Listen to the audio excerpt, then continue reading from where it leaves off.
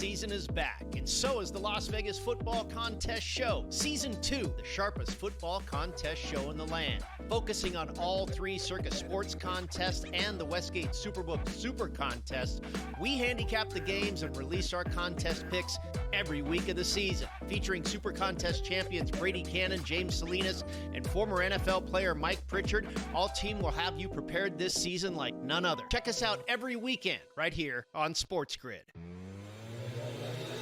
They know the minutia of game time decisions, when to call timeouts, when the kick, go for two, and all that other stuff better than the head coaches, because the head coaches aren't watching 30, 35 games like sports fans are between college football and the NFL. All the head coaches are doing are watching game films. They may be watching 30 game films, but they're not watching game management. So the fan does know. In-game live, only on SportsGrid. It's put up a shut-up time for some of these teams that have scheduled nothing but cupcakes, Donnie, to start the season without truly being tested. Are you, Miami, they've played ranked teams over and over and over and just beat Florida as well. So, some of these teams like Penn State, what are we going to get from them? The Early Line, only on SportsGrid. It's the most beautiful time of the year. No, not because of foliage or pumpkin spice lattes. It's because of football. SportsGrid has you covered all season long, covering every snap, every score, and every line move. Prepare, watch, win. Weekends are for winners. Only on SportsGrid.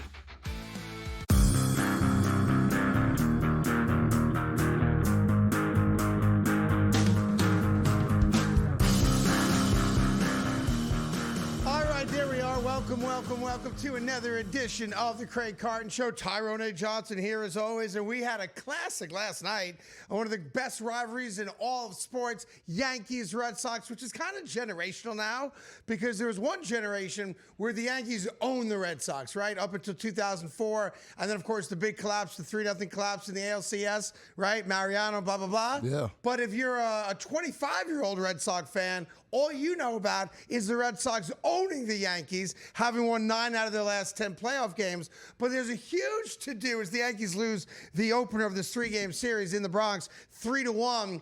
Everybody's yelling and screaming about how Aaron Boone screwed the pooch by taking Max Fried out of the game in the 7th inning. After getting the first out of the inning, he had a 4-hit shutout into the 7th inning, gets the first out of the 7th inning. He's at 100 pitches, and Aaron Boone pulls him out.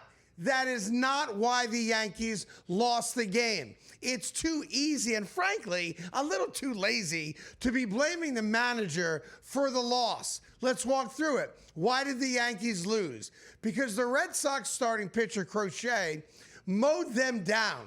17 consecutive outs after the 2nd inning home run by Anthony Volpe. 17 consecutive outs. Set a Red Sox playoff record for strikeouts in a first playoff appearance for the Red Sox. And then 3 other things happened, 1, 2, and 3, and none of them have to do with the decision that Aaron Boone made. After Fried got that first out in the 7th inning, he brought in Luke Weaver. Luke Weaver was facing the bottom of the Red Sox lineup and didn't get a single person out. How in the world is that Aaron Boone's fault? He brought in a reliable reliever. He said to that guy, I need 2 outs from you against the bottom of the order that had produced nothing at all thus far in the game, and Luke Weaver failed at his job. And then in the 9th inning, he brings in David Bednar, who's become the Yankee closer. Let's make sure we keep this a 1-run game. And what does Bednar do? Bang! Gives up a run, and that's a huge insurance run for the Red Sox. That's 3-1. How in the world is Bednar's failure in the 9th and Weaver's failure in the 7th on the manager? Now let's go to the offense. Supposed to be one of the best offenses in the sport, right? Crochet's not the greatest pitcher of all time, although he's very, very good. 17 consecutive outs. And then by the grace of God, When the Red Sox asked Aroldis Chapman to get a 4-out save, he gets the out in the 8th, fine. We go to the 9th inning. The man's been unhittable, right? Volpe had that single in the 8th. Maybe you say, okay, Volpe can get a hit against him. Anybody can. I buy that, right? I buy into that rhetoric, okay? Okay. The Yankees get the bases loaded with nobody out. In the history of Major League Baseball postseason play, there's not a single team that has ever loaded the bases in the bottom of the 9th with 0 outs and not scored a run or lost the game. The New York Yankees were first to do it. So here comes Stanton. Stanton does what? He strikes out. Here comes the next guy. He gets up. It was Jazz Chisholm. A lazy fly ball they don't score the run on. Now, why was the Bednar appearance so important? If Bednar does his job in the top of the 9th and doesn't give up a run, it's a 2-1 game in the bottom of the 9th. And if everything goes the same exact way, no guarantee it would, of course, but if it does, that run from third scores, and now we've got a tie game, men on first and second with 1 out. Or, be 2 outs at that point because of the Stanton strikeout. And then, of course, final at-bat of the game, it's a whiff, it's a strikeout on what should have been ball 3, and the Yankees lose. Here's the problem now for the Yankees. No team in the history of baseball, since they instituted this wild card round, has ever lost game 1 and then come back and won the series. Has never happened in the postseason. So the Yanks are in trouble. The Yanks are right now fighting against history, albeit a very short amount of history. Small sample size. They've only done this for a couple of years now. But to me, it's just too lazy to immediately blame the manager. The manager doesn't swing a bat. The manager doesn't throw a pitch. And if I'd said to any Yankee fan before this game that Fried gets into the 7th and we're asking Luke Weaver in a 1-run game to get out the 8th batter and the 9th batter in the Red Sox lineup, I think every Yankee fan would have said, let's go get him, right? Let's go get him. And then I'll tell you something else. After Williams does a good job in the 8th, you got to go to Bednar there. He's been your closer. He's been your rock-solid 9th inning guy. He cannot give up a run in that inning. You got to keep it a 1-run game. Why? Because a single swing of the bat ties the game at that spot. Terrible job by the Yankee bullpen. Terrible job by the Yankee offense. And none of it has to do with Aaron Boone. What do you mean none of it? Thank you. None of it? Thank you. We mean none of it. Thank you. Crochet, as you mentioned, he was very good. Crochet got 17 consecutive Yankees out. He did. How is that Aaron Boone's fault? Well, that part isn't. Oh, it's not. But he pitched 117 pitches yesterday at career high. Yeah. He pulls Fried at 102. Stop right there. I'm glad you said that. There's a lot of people, and you got tricked. You got tricked. I didn't get tricked. It's Let okay. him go. No. Okay. Crochet, that was a career high for Crochet. I'm so glad you brought that up. Himself. I'm so glad you brought that up. Inning. All right, a lot of people are saying, well, Alex Cora let Crochet go 117. That's right. Right, I love that. It's so stupid. I love it. It's not. Let me walk you why I love it. Crochet was allowed to go 117 pitches. Why? I'll answer that question for you. Because he was getting everybody out. You couldn't get a hit against the guy. So he was in rhythm. 117 pitches became irrelevant because he got 17 consecutive Yankees out. Now flip the script. If you watched the game, I know you did. Yeah. Well, Fried, for 3 consecutive innings, the 4th, the 5th, and the 6th inning, struggled. He had multiple runners on base in every inning, and because he's a rock star, he got out of every jam. But he was in a jam 3 consecutive innings. He labored into the 7th inning. So if I got one guy that's laboring into the 7th inning, who's now more than 100 pitches in, versus another guy that's not laboring at all and is getting everybody out, 17 consecutive Yankees since the 2nd inning, it's a lot easier to stay with the guy that's mowing people down versus the guy that's laboring. Well, hold on. It's a lazy argument. It is not. Strike one on you. No, it's not strike one because you walked into the trap. Yeah. Why do you let him start the 7th then? If he's so tired and he's so laboring, then you start the reliever with a clean inning and then you have them come in then. The relievers still had a clean inning. There's nobody on base. No, it's not and clean. There's one out. But it's different. Cleaner than that. It's different starting an inning and coming in the middle of an inning. It is different. It absolutely is different. The only thing cleaner than that would be coming in with nobody on and 2 outs. No, That's like Luke Weaver stunk last night. Weaver did stink. Bednar stunk last night. If you're not going to trust Fried, if Fried's struggling, and this is my issue with struggle. So why do you let him start the 7th? But by the way, that's not what cost the Yankees. He got the one out in the 7th. Yeah, he got the one out, but then now you're going into it doesn't make sense. No. I hate to tell you this. On this one, you have to take the loss. This is you're Boozman. And by the way, Aaron Boone's my guy. I admit that. But I'm not defending Aaron Boone because he's my buddy. I'm defending Aaron Boone because Aaron Boone's not the reason the Yankees lost the game. All right. He's not. I'll tell you something that's pissing me off today, too. What's that? Since the Yankees lost game 1, game 2 tonight, 6 o'clock. Yeah. All right, we got Rodon on the mound. He had a great year this year. I have no faith in him at all. But I'm fingers crossed that he does a good job. You Met fans are crazy. Let me tell you this right now. This bothers them to me. Met fans are acting like if the Yankees lose tonight or even on Thursday and get knocked out of the first round, the wild card round of the Major League Baseball postseason, that's somehow, some way, just as bad as the Mets not making the playoffs. You cannot equate the Mets not getting in to the Yankees getting swept or getting knocked out. Frankly, it's pathetic. It's embarrassing. It's why you're a bunch of bitches. I hate to say that, but it's why. And I know you're going to get joy if the Yankees do lose to Boston because in a weird way it makes you feel better about yourselves. Well, yeah, we didn't make the playoffs, but you got swept by the Red Sox, so screw you. Well, you know what? Screw you. That's what I have to say. That you cannot equate the disaster that the Mets were in not getting in to a Yankee failure in the postseason. You can't. They're apples and peas. You cannot. Now, it might make you happy. You might get great joy out of it, and I can respect that. But the comparison is not apples to apples at all. We got a great show for you. Just getting started. Lots cooking, including Shadur Sanders. Terrible. Coming up right after this.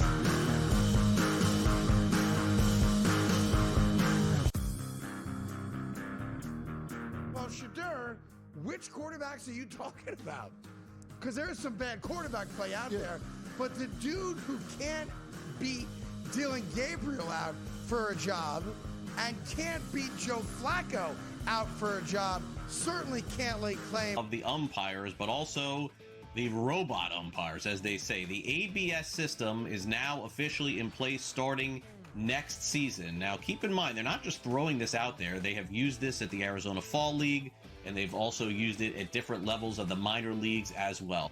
Newswire, only on SportsGrid. Everything changed at that point. They went and got Jonquil Jones, and they really had that triple threat monster team. That second year they lost in the WNBA Finals, 3-1 against the Las Vegas Aces. Year 3, they finally get over the top hump. You can question whether they should have won the title with that foul call late in Game 5 that sent Breanna Stewart to the foul line. Betting above the rim, only on SportsGrid.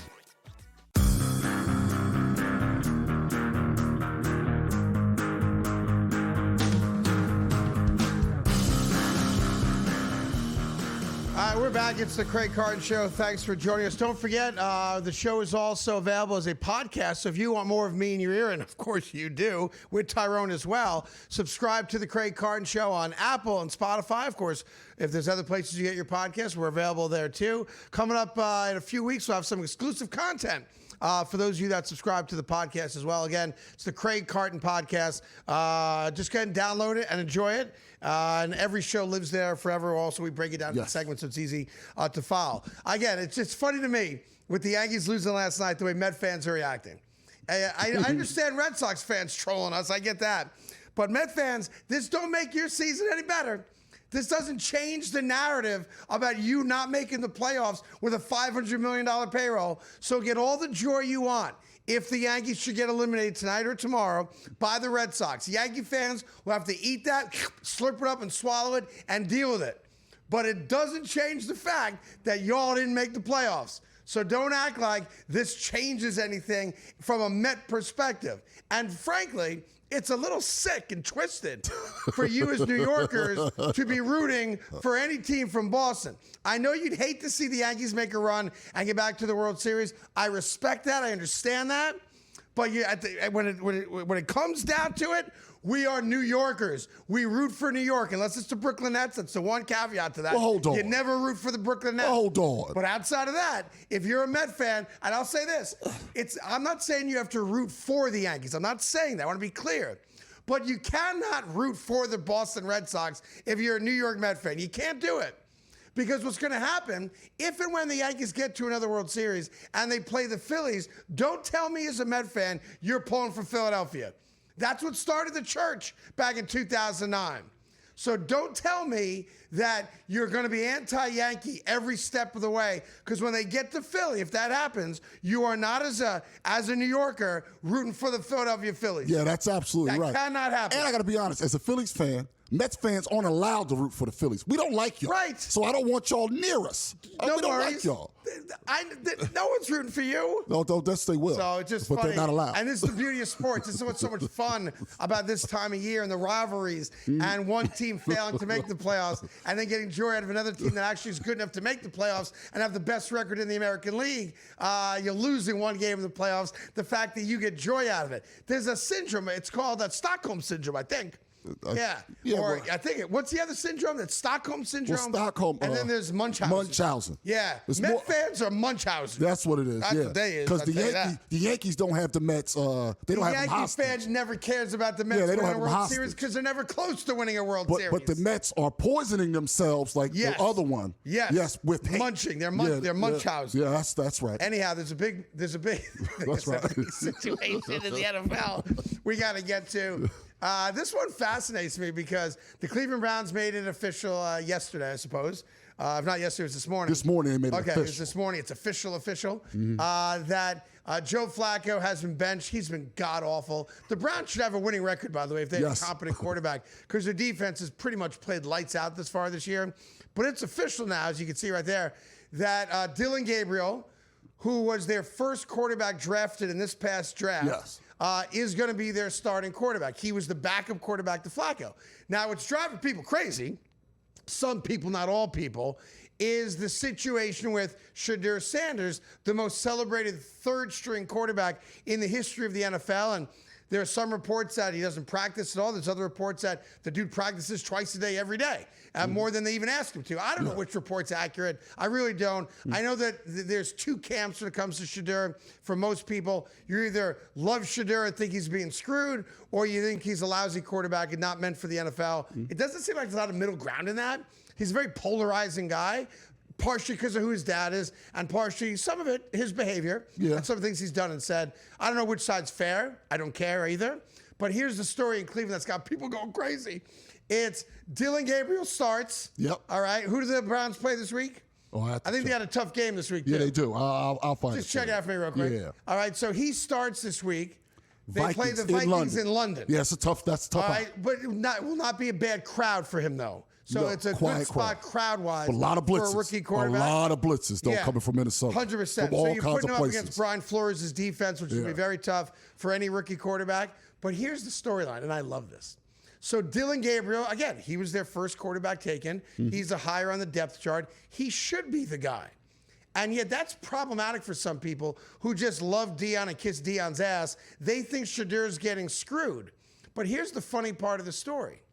The backup quarterback for this game against Minnesota is not Shedeur Sanders. It's Joe Flacco. So if Dylan Gabriel gets hurt, or if somehow he's just totally incompetent and the game's too much for him, they're not going to Shedeur. They're going back to old man Flacco. Shedeur Sanders is still viewed by the Browns coaching staff as nothing more than an emergency quarterback. Now, play that out. People find that to be problematic. I don't. Because in the NFL, coaches will literally sell their own mothers into sex slavery to get a win. It's win at all costs. If that was a little harsh. A little bit. Is that too much? A little bit, but I went overboard there a little bit. You're cooking though, so keep going. I'm trying to make a point. Yeah, you're cooking. Go ahead. The point is, they're not going to make a point of not playing Shedeur Sanders out of spite or to embarrass the kid or to make Dion feel bad. They're not going to play him because they don't think he's good enough to play. Period. Stop. If he had outperformed Dillon Gabriel either in the summer or during your scout team offenses and practice, trust me, Kevin Stefanski would put him higher on the depth chart. So this isn't about anything else other than talent. And I'm still trying to figure out why so many people have this thing for Shedeur Sanders where they feel like he's getting screwed. He's not getting screwed. He's the third best quarterback, according to the coaching staff, on that roster, and they certainly would know a lot better than us because they're at practice with him. None of us are. And Shedeur, you're having his arms folded and you're mugging the camera like he's pissed that Dillon Gabriel's getting the gig. What can I tell you, kid? Like, get better. I say this all the time. The beauty of sports is if you can play, somebody will find a way for you to play. If you can't play, they won't play you. So I'm rooting for Dillon Gabriel to kill it. I want this kid to be great. I hope he takes over in Cleveland and wins them a lot of games.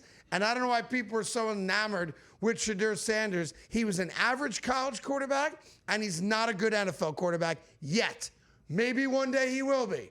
I know ego-wise, he thinks he's the greatest quarterback in the world. But if you can't start for the Cleveland Browns, then the league is telling you you're not very good. More on that coming up. Ty's got to take on as well. And some more football. Don't touch it. Right.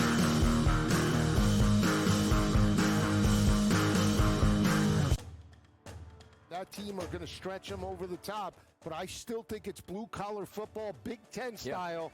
That's where USC has struggled. I do not think Lincoln Riley, I'm sorry, is a good head coach. He's a great quarterback whisperer. He coaches from an offensive coordinator position, doesn't make halftime adjustments, and that's where I give the edge to Bielema. I don't like this game, but I would take the points with Illinois. SportsGrid's College Football Today. There were some reports earlier this week that Russell Wilson may be sought after somewhat during the trade deadline. A lot of people have been talking about Jameis shipping him to the Bengals as they just need a quarterback to throw the ball. I think they need to move Russell Wilson out. Even though he says he does not want to be moved, you got to get back an asset if you can. Oh, you do. Does he go to a team like the Saints? Where does he go? Pro Football Today. Only on SportsGrid. It's time to sell high. Let's sell high now, Joe. Give me some sneaky sneakies. What do you got? Yeah, it's Matt's favorite way to sell. Everybody knows that. All right, let's talk about David Montgomery. Look, Montgomery had a big total last week, but really most of it was on one big run. I still feel like Jahmyr Gibbs is the guy here as you continue to move forward with Detroit. I'm not saying you have to get rid of him for nothing. Fantasy Sports Today. Only on SportsGrid. It's the most beautiful time of the year. No, not because of foliage or pumpkin spice lattes. It's because of football. SportsGrid has you covered all season long, covering every snap, every score, and every line move.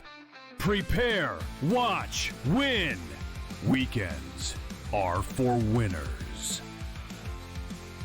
Only on SportsGrid.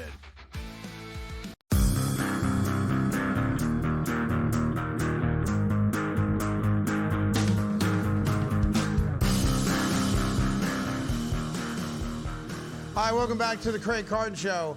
Shedeur Sanders, third-string quarterback for the Browns, and they're playing in London. I know you got a quick take on it. Yeah, I don't mind that he's third string. Oh, good. Then we can move on. But it really seems like Cleveland doesn't like him. So why do they have him on the roster? If you don't like the player, he's a fifth-round draft pick. He's a development. He's a developmental project. I don't think they believe that, though. And if they don't believe that, then let him go perhaps catch on with somebody else. Well, and if he's not good enough, he won't be. Well, he's just like his brother. He's not good enough. So only then why not cut him? Because we invested a draft pick in him. His brother got cut. Most fifth-round draft picks who happen to be quarterbacks are third-string quarterbacks their rookie season as they try to acclimate their game to the NFL speed and talent, which is different than college, obviously. Mm-hmm. And if they didn't think he could play at all, they either A, wouldn't have drafted him, or B, they would have cut him. but they probably think that with work and time, he might one day, if the stars are all aligned, become a really solid backup quarterback. And that's fine. You can make $1 million a year or more being a backup quarterback. But I'll make this point again. This is not like a personal vendetta against Shedeur Sanders. This is like Lord of the Flies, right? This is like the strongest will prevail, right? This is like one of them things you learn in school, like Darwinian law, right? Okay? That's what this is. If you can play, the NFL will find a place for you on a field. If they don't think you can play, they won't. That's the beauty of sports. If guys like you think Shedeur Sanders is deserving of an opportunity to maybe compete for a starting job or become a starting quarterback, he obviously had that opportunity in Cleveland, partially because of injury. He didn't fulfill the obligation to become a starter or the opportunity to become a starter. Right. And let's just acknowledge this. If his last name was Jablonski and his father was a plumber, but a damn good plumber, Shedeur Jablonski would never have been drafted into the NFL because on merit alone, he's not a very good quarterback. And that's the thing I don't understand. He's not his father. His father is arguably one of the 10 greatest athletes this country has ever seen. Yes. Period. Stop. He is. Okay? Unfortunately, when you're trying to live under your father's shadow as one of the great athletes we have ever witnessed in our lives, you're always going to fall short. And I know there's a love affair with a lot of guys in the media for Deion Sanders. There's a lot of Deion ass kissing that goes on in the media from guys who have a personal relationship with Deion. I get that. But if you separate Deion from his son, Shedeur Sanders was an average college quarterback, and he is not yet an NFL quarterback, which is why a kid like Dylan Gabriel, A, got drafted ahead of him, and B, has always been higher on the depth chart than he has been. The crazy thing to me, and I'll agree with you on this if this is the point you were going to make, Joe Flacco is done.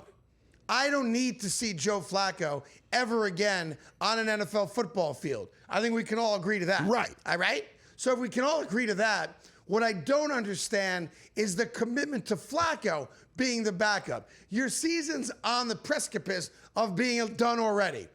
Not because of your defense, they're great, because your offense stinks, right? Yeah. So to me, if we're now going to Dylan Gabriel for the foreseeable future, I don't need Joe Flacco anymore because now I know I'm going to have even a tougher time on offense because I've got a rookie quarterback. Why not elevate Shedeur to the backup spot? Because I know what Flacco is. I just benched him. He's no good. He's 40-something years old. His best days are long behind him. He shouldn't even be on an NFL roster anymore. But the Browns were desperate for a veteran. Yeah. So I'm with you. If you want to somehow promote Shedeur, but this goes back to my original point. The reason Shedeur has not been promoted to second string is because the Browns have made a decision based on what they see 7 days a week that he ain't a second string quarterback. He's not good enough to be a backup. His father was great. The son, not so great. Just like Shiloh. He ain't playing in the NFL. No. But he got picked up after the draft. Yeah. And Tampa said, nah, you're not that good. Yeah. 31 other teams said, nah, we don't want you. So Shedeur Sanders is more celebrity than athlete. That's what he is. And that's this generation, where this generation of fans fall in love with a guy's mixtape. They fall in love with the guy's highlight tape. They fall in love with the guy's celebrity. I guarantee if Shedeur Sanders had some kind of stream like I Show Speed, yeah, or like Kai Cenat, right? Yeah, they'd watch. He'd be a rock star. He did some of them around the draft with his brother. He's frankly a better streamer than he is football player, and he can make a lot of money streaming. Football's not for him because, again, the one thing we all know, it's a universal truth. The Cleveland Browns suck. They don't stink. They suck. And if you can't earn the job as the backup quarterback in Cleveland, then you're not good. Start streaming, kid. I got your back. Football content contest season is back, and so is the Las Vegas Football Contest Show. Season 2, the sharpest football contest show in the land. Focusing on all 3 Circa Sports contests and the Westgate Superbook Super Contest, we handicap the games and release our contest picks every week of the season. Featuring Super Contest champions Brady Cannon, James Salinas, and former NFL player Mike Pritchard, all team will have you prepared this season like none other. Check us out every weekend right here on SportsGrid. 60,000 drunk New Yorkers who were there from 5 in the morning to 7 p.m., who dropped a house mortgage on a ticket to watch the United States team miss every putt that they can possibly miss, and you think someone's not going to get pissed off and curse people out? Wah! The golf fan wasn't civil. Wah! The Craig Carton Show. Only on SportsGrid.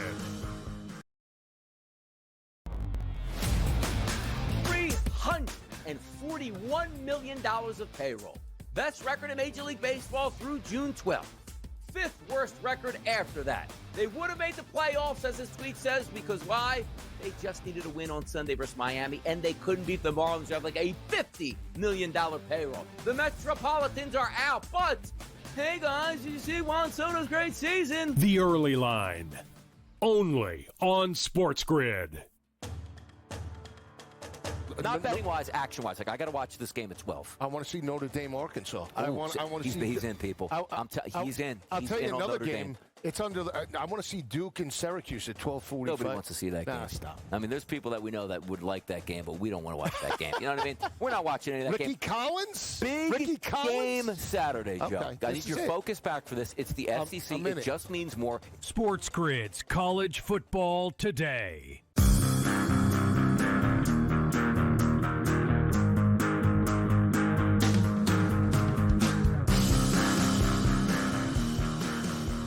All right, welcome back to the Craig Carton Show. Tyrone A. Johnson here. Some tough news out of Baltimore. Not fully confirmed yet, but it looks like Lamar Jackson, that hamstring injury, that I didn't really see him suffer it, but I know he was on the bench. I thought maybe they were benching him because the game was a wrap, and why risk injury with him against the Kansas City Chiefs. But word out of Baltimore is that he might miss some time. Yeah. Meaning the Baltimore Ravens are in serious, serious trouble right now of not making the playoffs. They're 1-3 as it is. Now, schedule-wise, look, it's not. They don't have the toughest schedule in the league. If you guys want to put that up at some point, all good. But here's a team that starts off 1-3. Look, the Houston Texans stink. I'm looking at the schedule now. Then you've got the Rams after that. The Rams are one of the best teams in the NFC. And then you get the bye. So after the bye is what's important here, because if Lamar Jackson misses the next 2 games against the Texans and the Rams, they're going to try to win those games with Cooper Rush at quarterback. The real problem is that Rams game, because the Ravens defense is the worst defense in the league. So let's give them some grace and say they beat the Texans, another bad football team, and they lose to the Rams. So they're 2-4 going into the bye week. You get Lamar Jackson back after the bye week. Dolphins is, you have the Chicago Bears. Not a gimme. We don't know what they are. Don't know what the Bears are. Yeah. Not a gimme for sure. Yeah. Kind of a toss-up game. The Dolphins are a joke. Yeah. And then you go to the Minnesota Vikings, a team that, again, offensively, with Kevin O'Connell as the head coach, scores a lot of points, right? Mm-hmm. And you've got a bad defense. But after that, it ain't that hard, their schedule. No. You don't play a good offense until you get to week 17, and that's the only good offense you play in the last 8 weeks of the season. So a lot of people are trying to say, oh, if Lamar Jackson's out for a couple weeks, it's a wrap on the Ravens. To the contrary. It's not. Their schedule benefits them this year. Now, you obviously need Lamar Jackson if you think you're going to do anything. Cooper Rush was terrible, I thought, against the Kansas City Chiefs in mop-up duty. But he has a pretty good resume based on what he did in Dallas when he filled in for Dak Prescott. Yeah. But they would be the one team that if they're 2-4 after 6 going into their bye week, I would not count them out.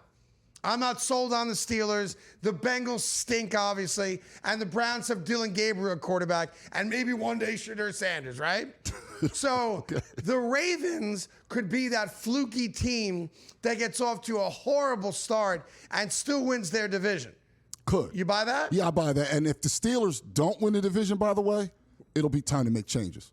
I agree. Because this is the year, especially with Lamar being out maybe for a couple weeks, where there's blood in the water. Yeah. And just being 9-8 ain't good enough. You've got the rock star quarterback. You've got a good, not great defense. And you've got a coach that's never had a losing season. If you can't win the division this year, no Joe Burrow, no quarterback in Cleveland, and a banged-up Lamar Jackson with the worst defense in the league, it's time for Mike Tomlin to say, maybe I need a break. Yeah. I'm with you on that. Yeah, go somewhere else. Just to throw that in, I'm like, if they don't win it, then when are you going to win it? When are you possibly going to win that division? Because what if Gabriel's good? Then next year, the Browns are a real team. And Burrow comes back, and Lamar will be healthy, and he's still on the right side of 30. Right, and your quarterback's 48 years old. Yeah, it got me thinking, though, about, not just the Ravens. I'm a thinker. I'm a generational thinker. You know this, right? I think of some of the great generational thinkers. Da Vinci immediately comes to mind. Copernicus comes to mind. Yeah. I'm a big Magellan guy. Magellan comes to mind. Einstein, of course. Newton. Big Isaac Newton guy. Think about gravity. We know about that because of him. That's right. And you're putting yourself right there in that level. When I was 9 years old, we had a CB radio. My handle was Aristotle. Aristotle, right. Paging CB19. This is Aristotle on the mic. 10-4. That's what I did. 10-4 is right. Anyhow, the generational thinker that I am, I was disappointed in myself because I convinced myself that Cam Ward was going to have the type of year that Jaden Daniels had a year ago, that C.J. Stroud had the year before that. And the Titans are a joke. As he said himself, keeping it a buck, we're ass. His words, not mine. And I started thinking about just position, talent, skill position players in this past draft. Were any of them any good? You could make an argument right now that the 2025 draft, from a first-round standpoint, I didn't go past the first round because then I get bored. And when I get bored, I do bad things, okay? Okay. I do. Light fires, like you never know what's going to happen. I can't. Bored.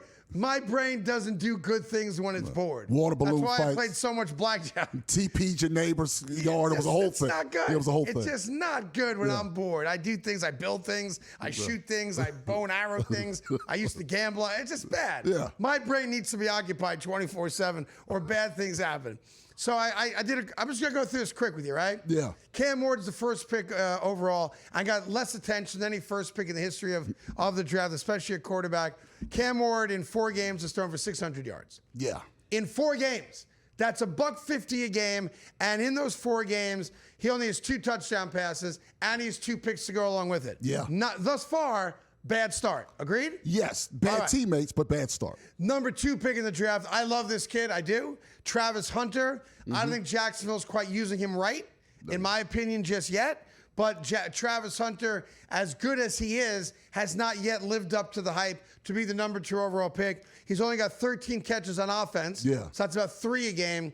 And on defense, defensive stats, could be tricky because they could avoid you and you'd have no stats. But 11 tackles in 4 games, and he's defended 1 pass. Yeah. All right, so I'm going to focus more on the offense there. Not a big part of the Jaguar offense, and their offense has looked better this year than it did last year. They look like a playoff team. All right, let's go to Ashton Genty. Ashton Genty, loved him in college, thought he was a no-brainer in the NFL. I know there's some debate. Literally, this is comical to me.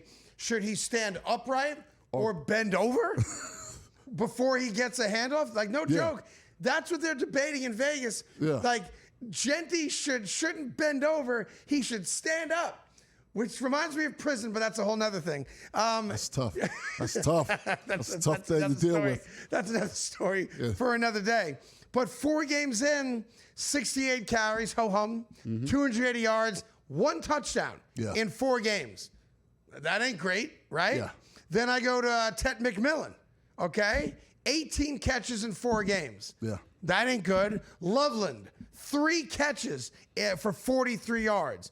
The 2 best first-round picks were not taken in the top 15 of the NFL draft last year. Tyler Warren with the Colts, off to a great start. Who was 19 Penn State's catches. whole offense last year, whole passing offense. Only has a rushing touchdown, but the guy's been money good on third downs. Good player. And then you have Emu Igbuku. He's been tremendous. He's been tremendous. For me, that's the best skill position player that was taken in the entire first round, which brings me to the New York Giants.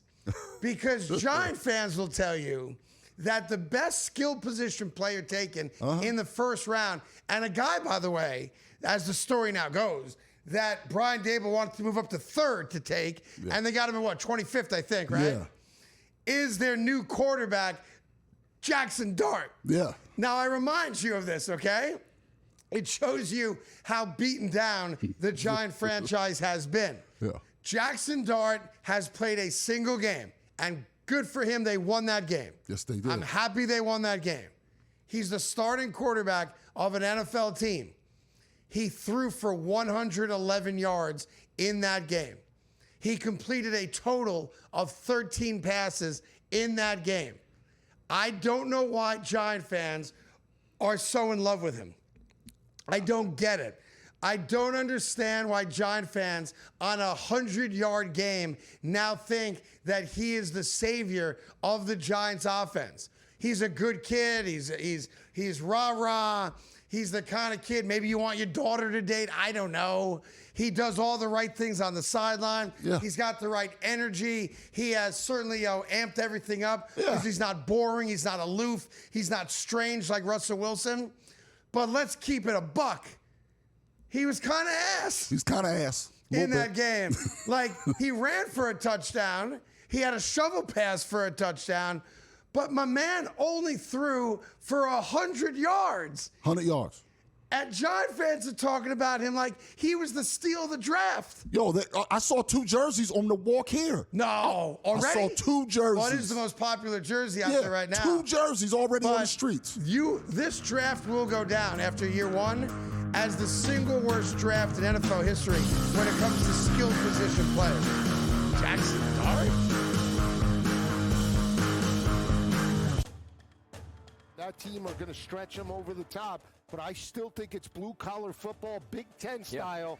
That's where USC has struggled. I do not think Lincoln Riley, I'm sorry, is a good head coach. He's a great quarterback whisperer. He coaches from an offensive coordinator position, doesn't make halftime adjustments, and that's where I give the edge to Bielema.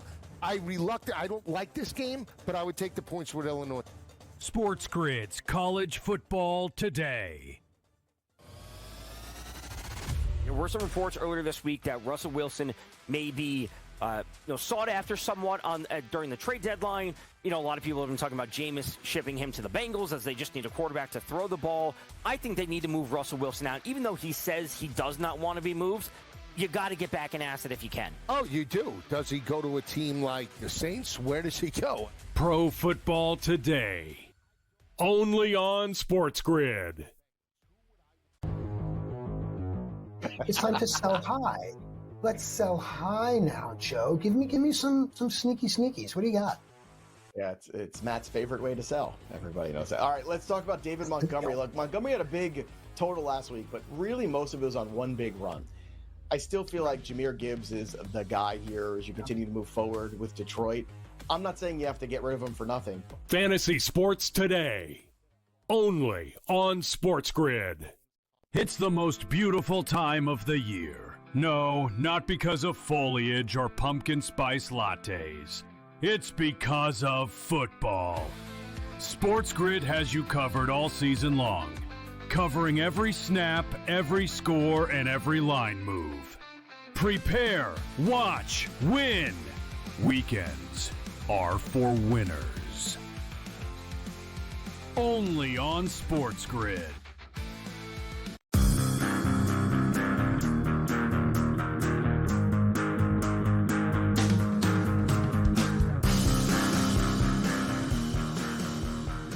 All right, welcome back to the Craig Carton Show. Tyrone Johnson here as well. Time for some news and notes. My eyes still messed up. I got glasses. I'm trying to use them, but then I can't see what's in front of me. It's a little bit better today, it feels like. It's an academic look is what it is. There you go. I'm told that women find me very sexy when I wear glasses. Well, at least one woman does. My baby. That's all that matters. And Ethan's mom. Which matters. Yeah. Matters a lot. Yeah, that's right. Okay, don't Our dismiss producer's that. mom loves me. Yeah, She's don't like 80 dismiss years that. old. If I want to go down to Boca and get some, it's on the table. There you go. That ain't some gefilte fish. I'm good to go. That's right. All right, some news and notes for you real quick. Giants play the Saints, and everyone's favorite quarterback, Jackson Dart, right? Yeah. Giants opened up as a 2.5-point favorite in that game, and you figure people are going to load up on the Giants, A, because the Saints suck, B, because you got the greatest quarterback in football, apparently, in Jackson Dart. All the money's on New Orleans. The Giants are now underdogs. 1.5. In that game. That's a 4-point swing, which takes about $10 million on one side to make a spread move that much. That much, yeah. All the money is on the New Orleans Saints against your hero Jackson Dart in New York. That would be a tragic loss for the New York Giants. Number 2, a lot of people complain, rightfully so, that while watching the start of the Dodgers-Reds game yesterday, it was the late game. The Dodgers blew them out 10-5, I think was the final score. Shohei Ohtani gets up, first at-bat, bottom of the first. He leads off for the Dodgers.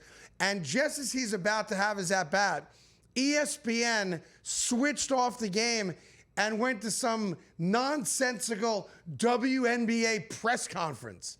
What did Ohtani do? Bang! Went yard with a home run to give the Dodgers a 1-0 lead. One of the greatest players in the history of baseball is up at the plate, and ESPN went to women's basketball press conference as opposed to showing you the Ohtani bat. Rightfully so. People are pissed off about that.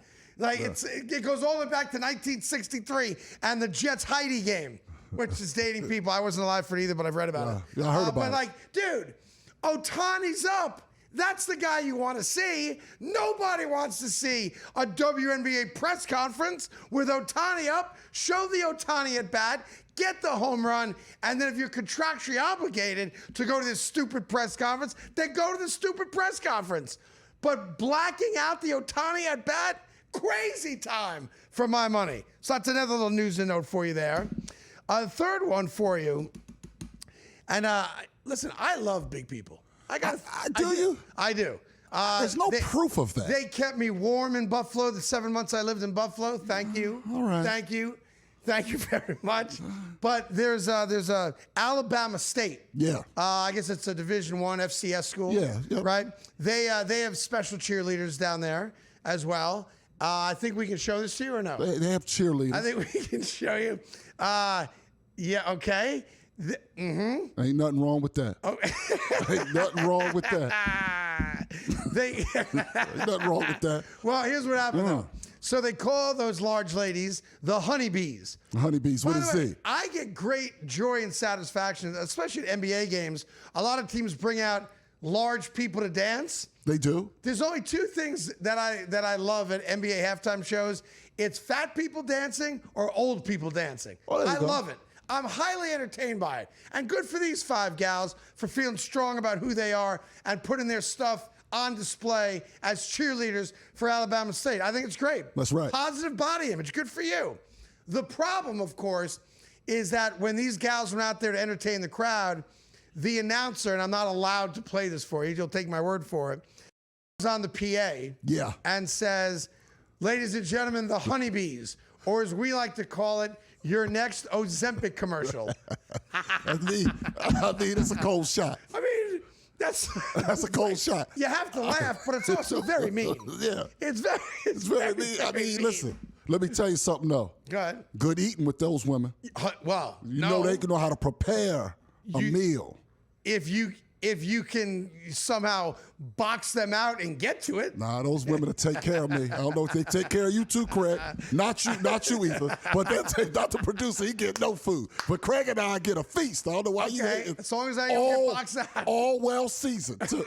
You have to worry about, I need a salt and pepper sugar. Oh, no, you don't. Oh, no, you don't. That food will be delicious. Every morsel. Well, then let's go to Alabama State. We going. We got to. I want to meet the honeybees. Ryan can come. Ethan stays here. And then I got time for one more. Yeah, you got time. I think I got time for one more. A little bit of time. Yeah, you got time. Great. And then the next thing, this is for people like me who are compulsive gamblers that can't gamble responsibly. This is a little mini step too far for me. Yeah. So Amazon, as you know, has the NBA package or part of the NBA package. Year one of that contract, yeah. And they're in bed with, as every network is, with streaming services, with the FanDuel and the other sites like that. So Amazon has made a decision with the NBA's blessing. So this really starts with Adam Silver in the NBA, that for their broadcast of NBA basketball this upcoming season, which training camps are open now. Basketball is right around the corner, which is awesome for us. I'm a Nick Fantasia of Sixers fan, so we're gonna have a great fall talking hoops with you. But they made a decision that they are now somehow going to have it where your legal account, your gambling account, can be embedded on the screen that you're watching the whole time. So in other words, you'll be able to watch in real time if you have like an in-game wager, parlay wagers, straight wagers, whether you make them before or during the game, as a lot of people do. They're now going to embed all that gambling information on the screen. And again, to me, all that's going to do is make you want to wager more. It does. And I've got no problem, I don't, with the leagues being in bed with gambling. I'm not supposed to share this, but I will. I spoke to every NBA rookie at the Rookie Symposium at the request of the NBA Players Association, and I did that proudly. With Randy Livingston, a former NBA player who also has a gambling problem. And we spoke to every single rookie coming into the league this year about the dangers of gambling and the reality that if they gamble on basketball or trade inside information, their careers end. So it's great that the NBA is sensitive to that, and I applaud them for that. The NFL's never asked me to do that. The other leagues haven't either. The NBA got ahead of it and had me share my personal story and educate these young men about gambling. And I was proud to do it. I'm glad we did it. And the guys were very receptive to it, and I have ongoing relationships with about half a dozen of them. That being said, I'm not so worried about them as I am the gambling public that's gambling for the first time. When you put on the screen people's real in-time gambling, that's going to make me want to gamble more because now I'm looking at it the entire time. And it's going to further make me want to gamble on in-game bets. What happens on the next possession? What happens in the third quarter? All those little kind of boutique bets, they're going to grow astronomically. And unfortunately, so are problem gamblers. I would wish they would take that off the site.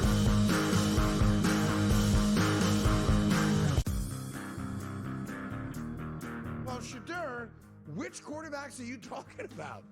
Because there is some bad quarterback play out there. But the dude who can't beat Dylan Gabriel out for a job and can't beat Joe Flacco out for a job certainly can't lay claim to being better than any other quarterback in the league. The Craig Carton Show. Only on SportsGrid. That's a lot for a closer. 10. You're not a closer anymore if you blow 10 games. I mean, my goodness. He's mentally broken too. Like, it's to the point where like Dodger fans aren't even mad at him; they're more mad at the Dodgers for putting him out there. Putting him in, right? It's more so. Right. Yeah, it's like, guys, like, he's done. In-game live, only on SportsGrid. Major League Baseball has decided it is time to put balls and strikes not just in the hands of the umpires, but also the robot umpires, as they say. The ABS system is now officially in place starting next season. Now, keep in mind, they're not just throwing this out there. They have used this at the Arizona Fall League, and they've also used it at different levels of the minor leagues as well. Newswire, only on SportsGrid. Everything changed at that point. They went and got Jonquel Jones, and they really had that triple threat monster team. That second year they lost in the WNBA Finals, 3-1 against the Las Vegas Aces. Year 3, they finally get over the top hump. And you can question whether they should have won the title with that foul call late in Game 5 that sent Breanna Stewart to the foul line. Betting above the rim, only on SportsGrid.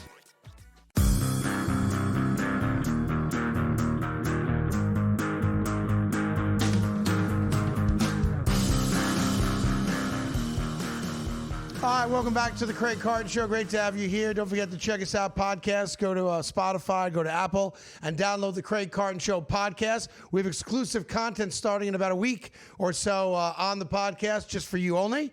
We appreciate you supporting and downloading the show. Obviously, watching us on SportsGrid Live on YouTube in the afternoon. And I think we re-air at 5 o'clock as well on SportsGrid. So if you're dying to see what we do, and you're at work right now, don't worry, 5 o'clock, bang. Check it out a little bit later on today.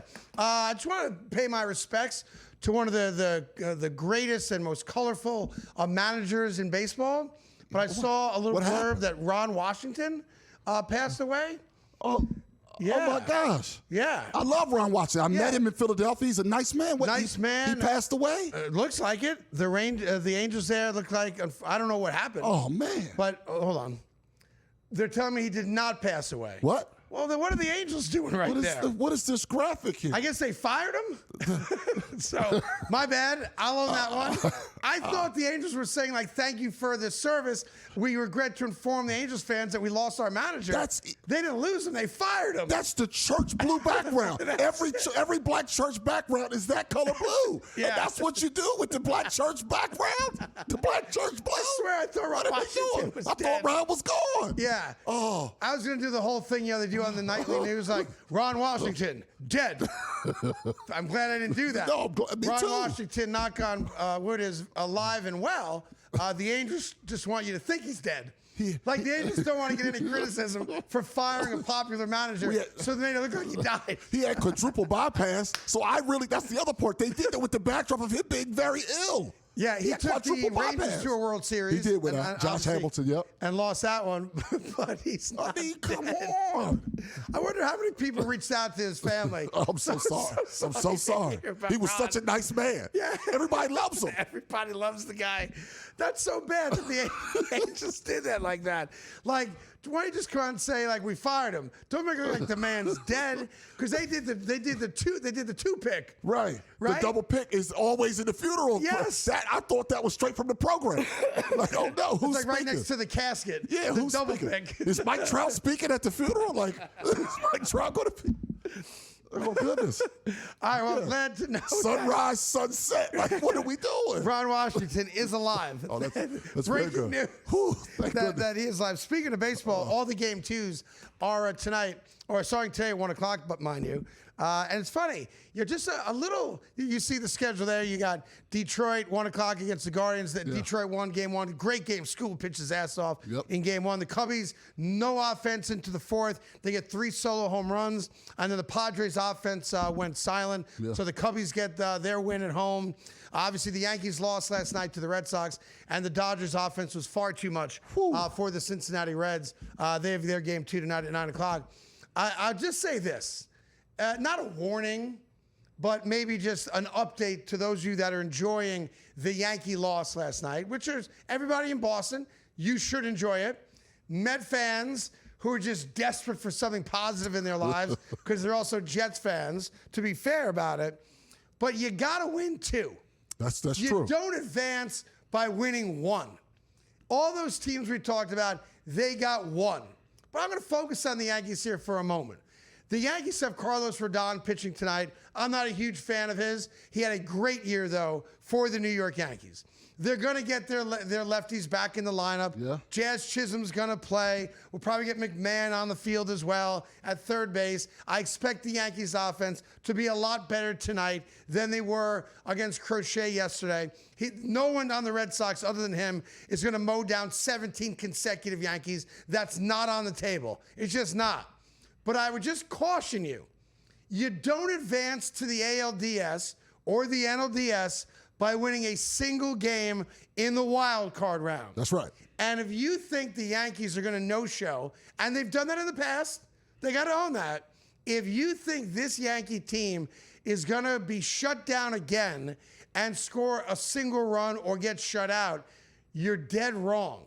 So before you start digging dirt and putting it on the Yankees' grave, and Met fans are getting joy out of the fact that, yeah, we got eliminated, but you got swept and you didn't advance to the ALDS. They're so happy.